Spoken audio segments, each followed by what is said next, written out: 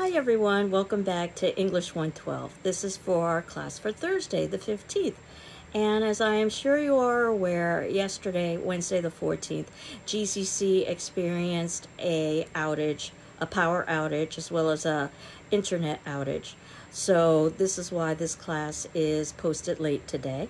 And I just wanted you to rest assured that you are not going to be held responsible for any kind of technological failure on GCC's part. So certainly there will be extensions to our class discussion forum. And I'm hopeful that you are able to access this Moodle video. I'm able to access Moodle at this point, though I've heard through the grapevine that there are still problems with internet connectivity on campus. But again, please don't fret if it turns out that you are having difficulty accessing my class, because I will make adjustments accordingly. So in terms of where we are is talking about Your Brain on Fiction, which was an article that I had cited, I believe, last class, talking a little bit about the advantages that reading fiction brings. And outside of the obvious ones about improving our reading and our writing skills, something that we could utilize not just in other college classes, but also in the workplace as well, that studies have found through MRI scans that fiction reading basically stimulates the same areas of the brain as the actual lived experience that you are reading about. In other words, this is the closest way you're going to get to actually having that particular experience or perspective. So the link is included in the notes below, and I just wanted to read you some selected passages from it. That researchers have long known that classical language regions are involved in how the brain interprets written words. But what scientists have come to realize is that fiction narratives activate many other parts of our brain as well, suggesting why the experience of reading can feel so alive. So words like lavender, cinnamon, and soap, for instance, elicit a response not only from the language processing areas of the brain that we would expect, but also those devoted to dealing with scent. So there are multiple studies that have been published, and they're not just confined to the United States. One cited through the Journal of Neuroimage from Spain, asking participants to read words with strong odor associations, along with neutral words, while their brains were being scanned by MRI machines. And when subjects looked at the Spanish words for perfume and coffee, the area of the brain associated with scent lit up. But when they saw words that meant chair or key, that region remained dark. And then the way the brain handles metaphors or comparing two dissimilar things also received study, where at first it was thought that figures of speech like a rough day are so familiar that they would merely be treated as words by the brain and nothing more. However, a research team at Emory University reported in Brain and Language Journal that when subjects in their laboratory read a metaphor involving texture, the sensory cortex, responsible for perceiving texture through touch, became active in the brain. So metaphors like the singer had a velvet voice, or he had leathery hands, roused the sensory cortex, while phrases matched for meaning, like the singer had a pleasing voice, or he had strong hands, did not. And it was also similar. Research discovered that words describing motion had similar sorts of results. In a study led by the Laboratory of Language Dynamics in France, the brains of participants were scanned as they read sentences such as, very simple sentences, John grasped the object, or Pablo kicked the ball. The scans revealed activity in the motor cortex area of the brain that coordinates body movements. And even more, the activity was concentrated in one part of the motor cortex when the movement described was arm related, and in another part when the movement concerned the leg. So what does all this mean? That the brain, it seems, doesn't seem to make much of a distinction between reading about an experience and encountering it in real life. In each case, the same neurological regions are stimulated. So another study from the University of Toronto at this point proposes that reading produces a vivid simulation of reality, one that runs on the minds of readers just as computer simulations run on computers. Fiction, with all of its details, its metaphors, its attentive descriptions of people and their actions, offers an especially rich replica. And that novels can even go beyond simulating reality to give readers an experience unavailable off the page, the opportunity to fully enter into other people's thoughts and feelings. Because in the end, although someone might tell us about their thoughts and feelings, we really don't experience their thoughts and feelings unless we are actually reading about them, and then we know those are the true thoughts and feelings. The novel is a wonderful way to explore human and social emotional life then. And then another study that from York University in Canada, that there's overlap in the brain networks used to understand stories and the networks used to navigate interactions with other individuals. Social skills. Interactions where we're trying to figure out the thoughts and feelings of other people.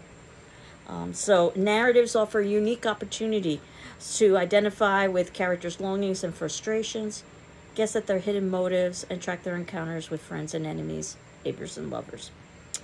So one last study that was cited, that it seems that individuals who frequently read fiction seem to better be able to understand other people, empathize with them, and see the world from their perspective, and that this relationship persisted even after the researchers accounted for the possibility that more empathetic individuals might actually prefer reading novels. And a similar study in Del Mar found, or by a Dr. Marr, I should say, found a similar result with preschool age children. So, fiction is a particularly useful simulation because negotiating the social world effectively is extremely tricky, requiring us to weigh up all kinds of interacting instances of cause and effect. And just as computer simulations can help us with complex problems such as flying a plane or forecasting the weather, so novels, stories, and dramas can help us understand the complexities of social life. And let me add poetry to that as well. And we will be doing all of that this particular semester. So you'll see in the notes below, because what I'm doing beneath the videos is just including my notes, that I had assigned today writing about fiction. Again, these are the readings that unfortunately are not included online because they are copyright protected, but they are in the text. And note that I do have the text on reserve in the GCC library.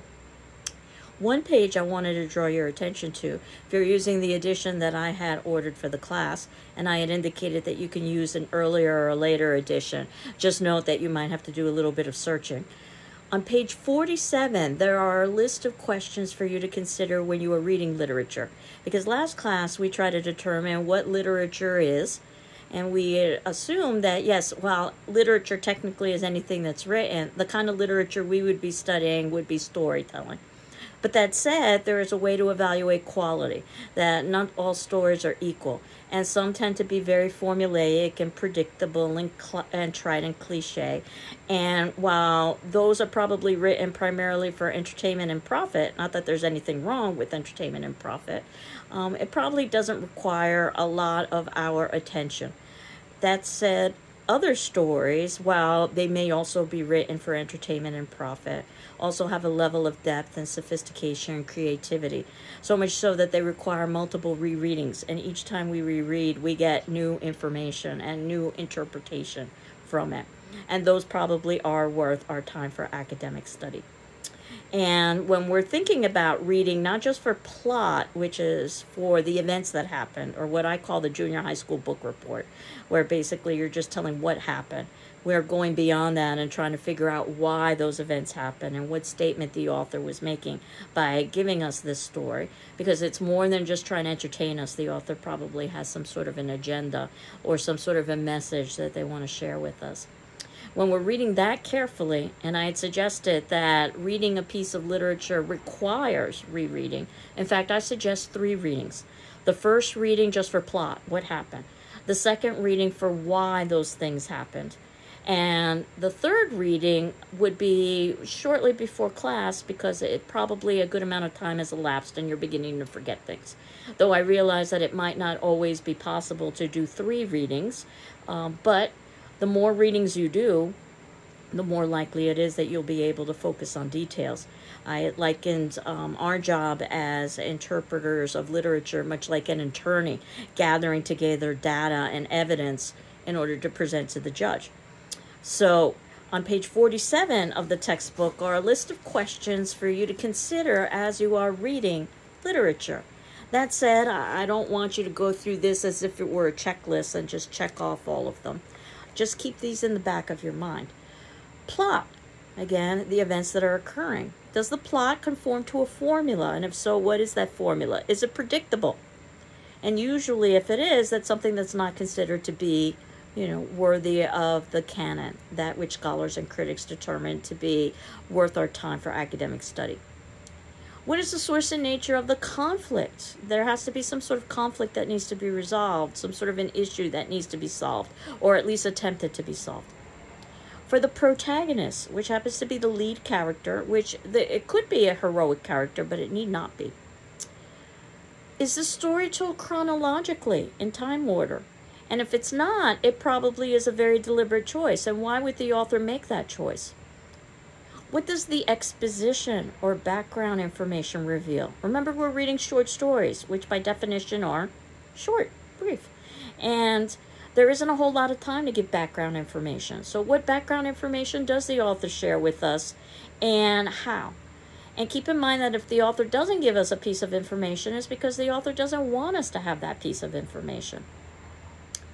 Is the conflict resolved at the end? And remember, we're writing about human beings. Conflicts aren't always resolved. Is the plot unified? Again, with a short story, you're probably talking about one incident. But once we start talking about things like dramas, for instance, you might have multiple plots. They should be connected to one another, however. Character. Do you identify with the protagonist or the main character? And who or what is the antagonist, which serves as the foil or the villain to the protagonist? And the antagonist can be a person, or it can also be a thing. So if you're familiar with Jack London, he oftentimes portrays the weather and nature as the antagonist. A snowstorm, for instance, that would be your enemy as you are trying to survive.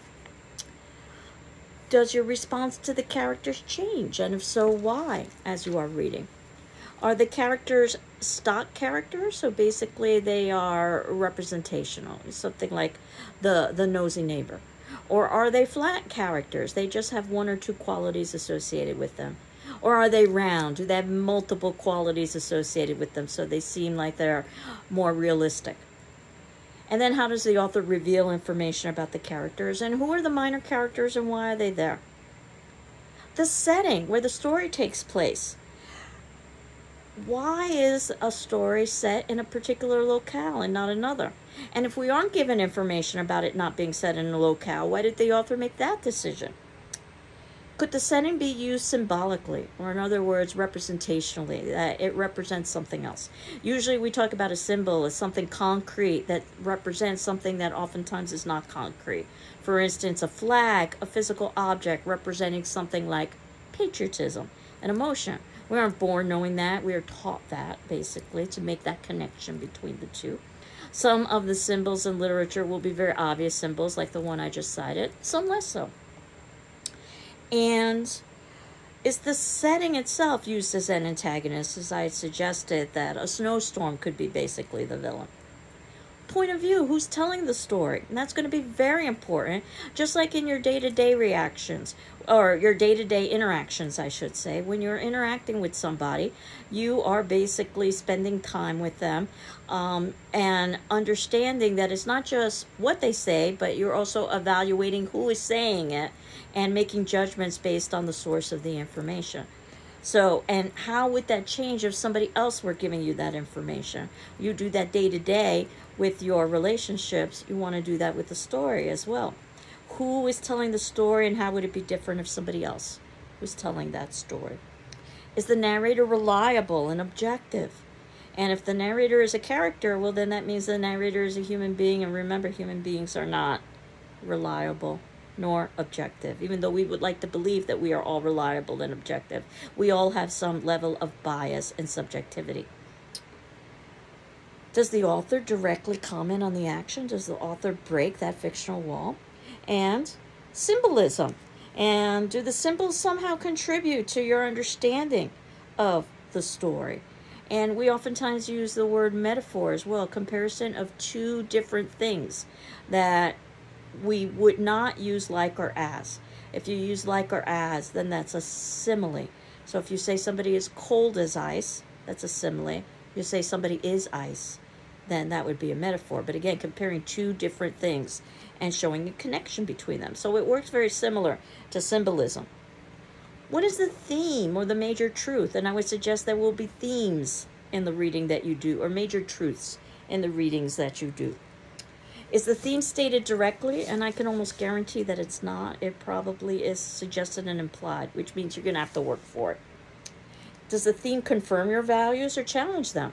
You don't have to agree with the author's perspective of the theme, but you need to be able to identify it first before you can determine whether you agree or disagree. What is the style of the writing? The diction or the language? I mean, I could say something like a person is attractive, or I could say, shall I compare thee to a summer's day? Thou art more lovely and more temperate. Rough winds do shake the darling buds of May. I'm saying the same thing, but obviously the style, the diction is quite different. The tone, the feeling that a piece of work gives you. Is it happy? Is it sad? Is it angry? And irony, and I believe I might have talked about this in a previous class, the twist ending, something that is unexpected. And French is known as the frisson, that twist ending that oftentimes we find in short story. Is the diction or the language formal or informal? And are all the characters speaking the same kind of language, or are they speaking different languages or different kinds of, using different kinds of diction of the same language? Because ultimately characters are supposed to represent people. And as you know, as people, we all speak differently. Some of us speak more formally, some of us speak more informally. And what does that mean about our understanding of the character? And do you think the story is worth reading more than once? That's my favorite definition for what a piece of literature is that it requires multiple rereadings, and each rereading brings new meaning. And are there particular critical strategies, since we talked about last class critical strategies, to help you understand the story? Would biographical information about the author help you? It probably would. But again, that might not be the only way to read the story. How might historical information help you? And I'm sure it would help you, but again, this requires time and effort, though sometimes the textbook provides some information about biography or history to save you some time.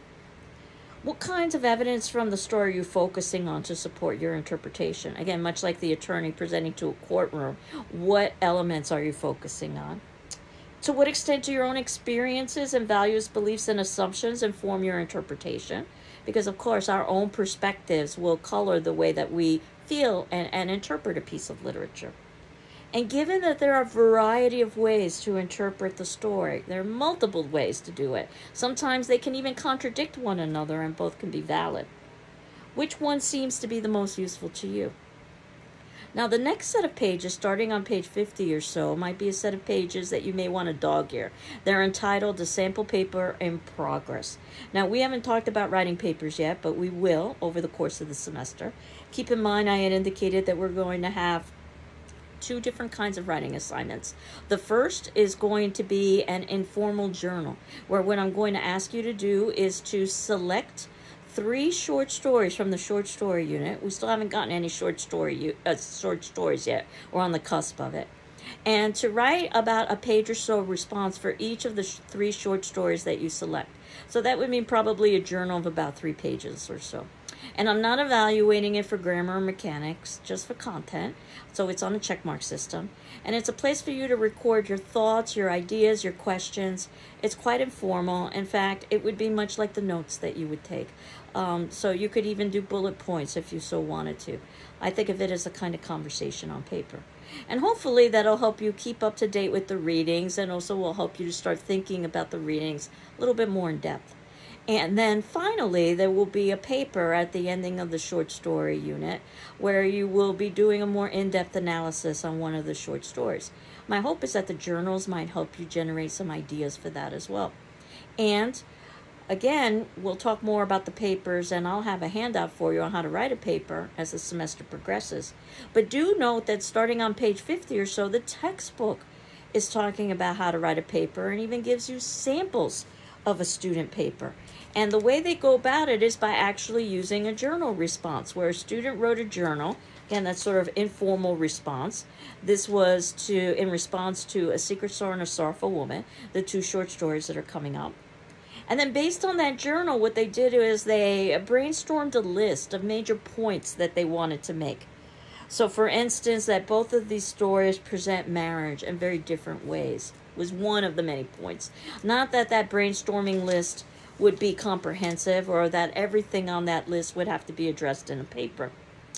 But that list helped that student create a sample first draft, which we see on page 53, where they began to put those ideas into sentences and paragraphs, introduction, body, and conclusion. So it's beginning to look like a paper. And then we see, since this was just the first draft, that we've got a second draft with lots of edits that occurred for places for changes, for additions, deletions, places to polish the language, remove wordiness, so forth and so on. Until finally you get the actual final paper that was submitted into the professor, which is the process that I wanted us to follow, that we do it in stages over days, ideally even over weeks, rather than trying to do it just hours before the paper is due, because you're not going to have the chance to be able to reflect upon it, and certainly not have the chance to allow your subconscious to develop ideas. So again, sort of keep this in mind, these sections, as we continue on talking about how to write about literature. But you'll remember we talked a little bit last class about formulaic literature, that storytelling sometimes can follow a formula, very strict criteria. Usually that means it doesn't have a certain level or depth of complexity to it, so it's probably not worth our academic study. There are exceptions, and Shakespeare is a huge one, because he oftentimes followed a formula in which he was writing his plays, which we will talk about, but yet it also had depth and sophistication.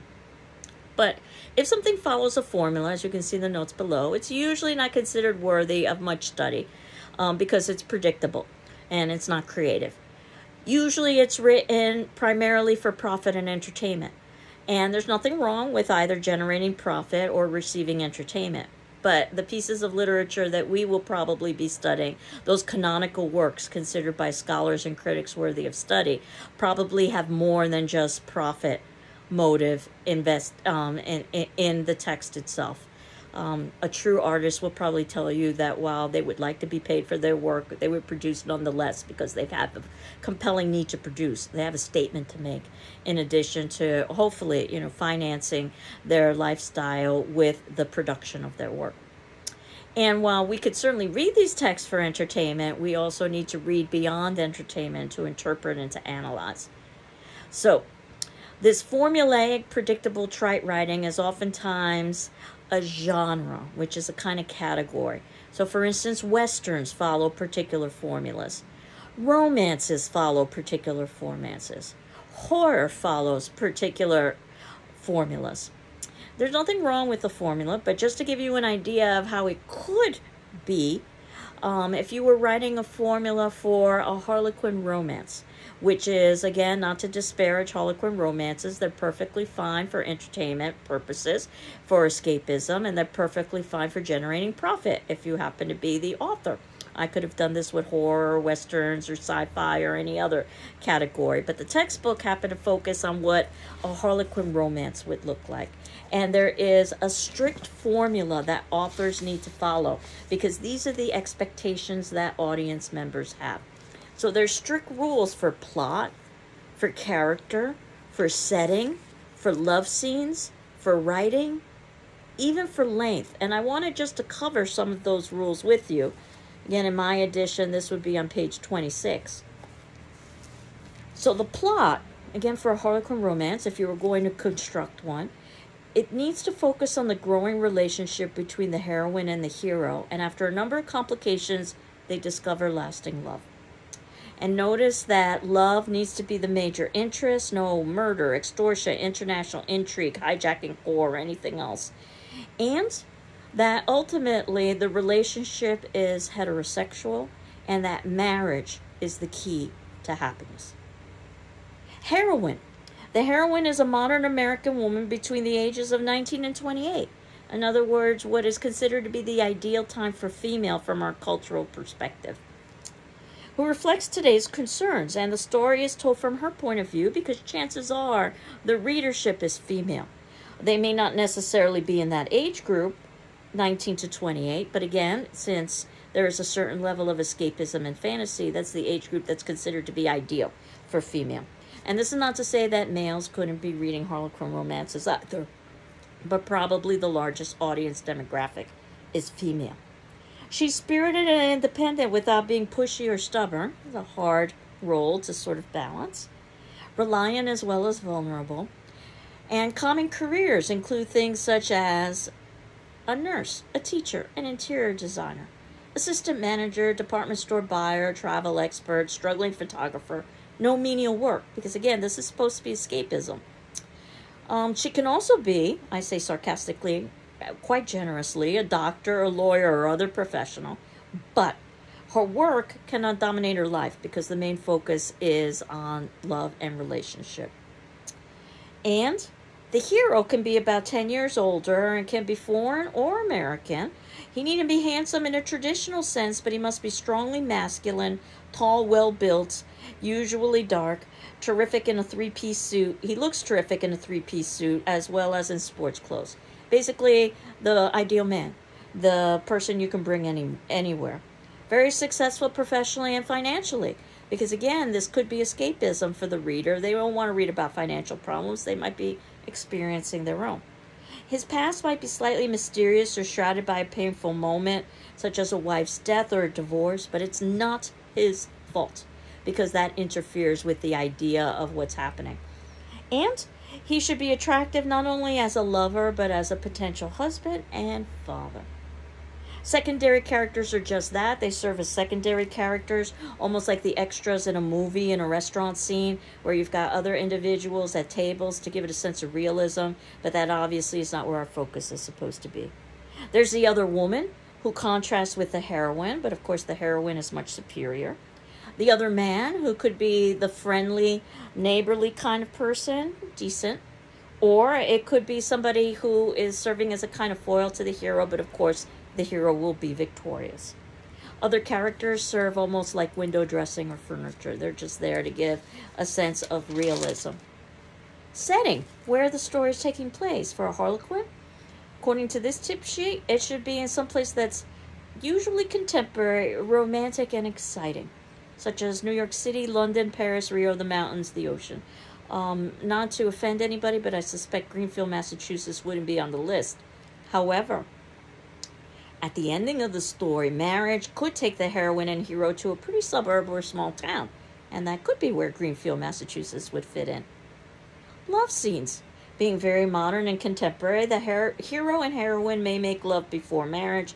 Neither is promiscuous. Description should not be overly detailed or graphic, because that's another genre. That's called porn, and that has its own rules and criteria. And then writing, and this is what makes my heart sad as an English teacher. The writing should avoid extremely complex sentences, very long paragraphs, and lengthy descriptions. Vivid details should be used to create the heroine's world, allow the reader to experience the romantic mood, show how the heroine feels. Dialogue should sound like ordinary conversation. The overall writing should be contemporary English without slang, difficult foreign expressions, strange dialects, racial epithets, or obscenities, though a few mild swears like hell and damn are fine. And perhaps even worse, the length. We're told it should be 55,000 to 65,000 words in 10 to 12 chapters. And I always think of this when a student asks me how long a paper should be. And I don't mean to be facetious when I say it should be as long as it needs to be. But I always think about, asking a painter, how many colors, or telling a painter how many colors they should use in their portrait. They use as many as necessary. Hence, your paper should be as long as it needs to be. That said, I do understand from the student's perspective, the length gives you an idea of how much time and effort to put into it, that there is a difference between a 4-page paper and a 10-page paper. But the idea of telling an author how many words they should use, again, 55,000 to 65,000 words. And in fact, we have an example of something from a Harlequin romance, and it happens to be from a romance known as A Secret Sorrow. And in fact, we're given on page 31, the 11th chapter. And we get the summary of the first 10 chapters in a few sentences. That basically, in the first 10 chapters, which we are not provided with, so we haven't read them, the central character Faye is recuperating from the psychological effects of a serious car accident in which she received a permanent internal injury. After the accident, she quits her job, breaks her engagement to Greg. She moves into her brother Chuck's house and falls in love with Kai, visiting Texan and a good friend of her brother. The ending of chapter 10, Kai insists on knowing why she will not marry him and asks, "Who is Dr. Jaworski?" And then we move into chapter 11. Now, this is not a good sign that we can summarize 10 chapters in a few sentences and have it make perfect sense to us as we jump into chapter 11. Again, illustrating how it's a piece of formulaic writing. And it's very melodramatic, it's very stereotypical. Yeah, you can just see in the opening line, Faye could feel the blood drain from her face. And for one horrifying moment, she thought she was going to faint right in Kai's arms. And as you continue on, we find out that the conflict is that she can't have children. And this is a serious conflict, but we know that as a Harlequin, it will be resolved, which it is. And they live happily ever after. In fact, I can tell you the plot. Faye says she can't have children, so they need to break up. Kai says, no, they don't. She says, yes, they do. He says, no, they don't. She says, yes, they do. He says, we'll adopt.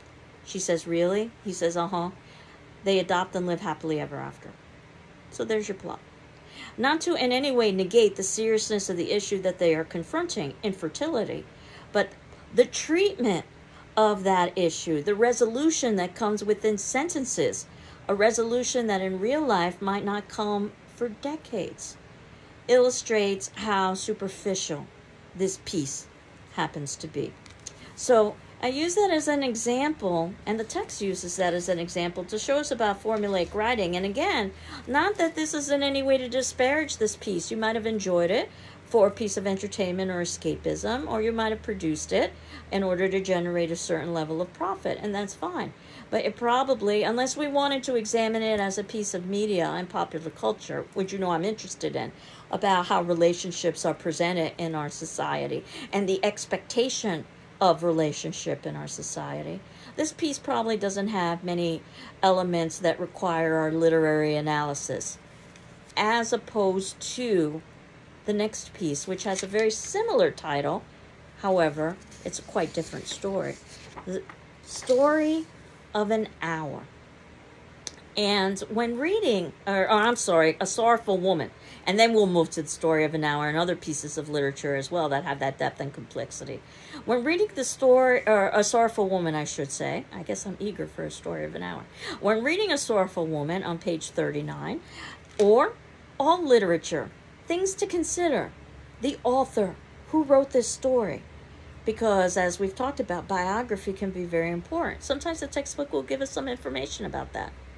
The date in which the story was published.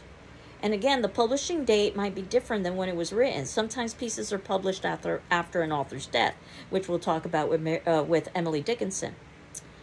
We will also probably be provided with dates of the author's birth, and if applicable, the author's death. And that also is going to be important in terms of letting us know what time period the author lived in, because obviously the author is influenced by the lifetime that they live. The date in which the story is set will also be important, because unless we're given other information, the date in which the story is set is also the date of publication. But keep in mind that a published story could be set in the past or set in the future, so we need to look for that. But if we aren't given any information, we assume that the date of publication is the date of also the story setting. The title. The title is very important. The author would have gone through quite a bit of work in order to determine a title. And I can't remember if I mentioned this in my last video, but a good example is of a text and movie that you've probably heard of, The Exorcist. And I've always maintained that text, it was actually a New York Times bestseller before it became a novel. That text and that film are misread. Everyone focuses on the possessed girl.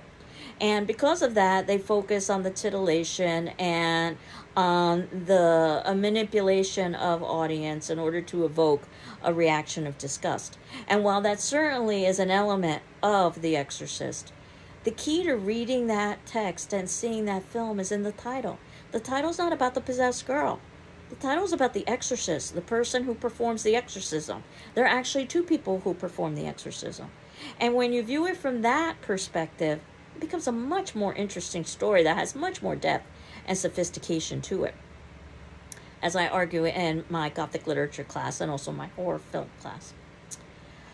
The plot, again, what's happening, that's the first place to begin. You need to know what's happening, but that's only the beginning, not the ending. Because you need to consider characters. Who are the characters and how are they presented? What information are we given about the characters? Any information that the author shares with us is probably important. Things like the character's appearance or their names. If the author doesn't give us any information, that's equally important. Why are we not given that information? The setting. Again, are we given a specific setting? And if so, why would the author choose that setting? If we aren't given a setting, why did the author choose not to give us a setting? If the setting changes over the course of the story, why did the author make that decision? The use of language, and again, different characters might be speaking in different ways to illustrate different character traits. The theme or themes, the universal message or messages that are found in the text, or the intent of the author. And keep in mind that these are all basically repetitions of the questions that I had just covered earlier for you to consider when you are reading a short story.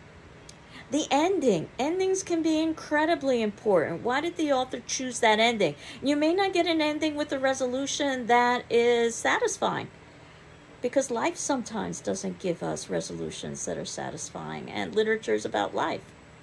Important quotes. This can be very important when you are taking notes for a journal or even for paper, that you want to use the specific language. Again, like an attorney, telling you exactly what somebody said word for word. And in fact, we will be talking about important quotes very soon when we talk about A Sorrowful Woman. And I expect that if you were to write about A Sorrowful Woman or any other story in a journal or a paper, that you would be utilizing much of the information that I'm discussing in the class videos, and also the discussions that you are having in your discussion forums.